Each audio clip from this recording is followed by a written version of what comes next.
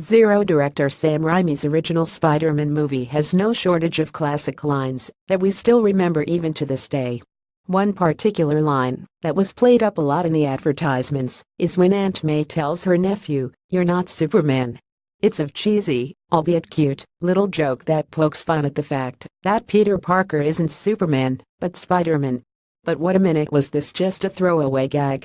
Or did Aunt May confirm that Superman and Spider-Man exist in the same universe? Most people would assume that Aunt May was merely talking about Superman, the fictional comic book character.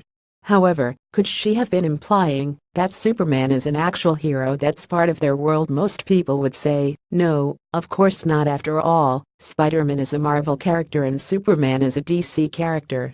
Let's really think about this for a second, though. Raimi's Spider-Man trilogy and the original Superman movies share a similar look and tone. Both are colorful, optimistic, and a little corny, but still take the time for heavy drama and meaningful messages. So the idea of them occupying the same world would feel very natural, despite the fact that they're owned by different companies. You might be asking yourself, if they exist in the same world, why didn't they ever cross paths? Well, the first 4 Superman movies came out between 1978 and 1987.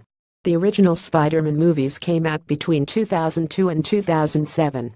A 5th Superman movie wouldn't hit the scene until 2006, which revealed that Clark Kent left Earth for 5 years in hope of finding Krypton. So while Superman was off in outer space, Spider-Man could have been battling the Green Goblin and Dr. Octopus.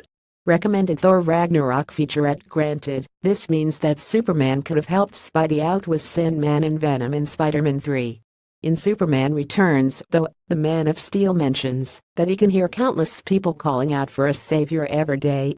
So he was probably busy saving someone else and figured that Spider-Man could handle himself. Both of these characters would be rebooted in the years to come, making Spider-Man 3 and Superman Returns final chapters in the respective franchises. It was the end of an era in many respects, as 2008 brought us The Dark Knight and Iron Man, 2 films that have inspired every superhero movie since. Spider-Man wasn't the first superhero movie to reference Superman either. In Batman Robin, The Dark Knight looks to his young ward with an eye roll and says, "This is why Superman works alone." Does this confirm that the Christopher Reeve Superman movies take place in the same world as Warner Bros. Initial Batman series? The references don't end there. The same year Batman Robin came out, Steel was adapted for the silver screen. When a police sergeant loses track of the titular hero, a young cop suggests that maybe he retreated to the Batcave. So between the references in Spider-Man, Batman Robin, and Steel, that's 4 different superhero franchises that could be connected. To think there might have been potential for a crossover complete with Shacked, Bat Nipples, Nuclear Man, and emo dance sequences. Hey, it still would have been better than this crossover. 0.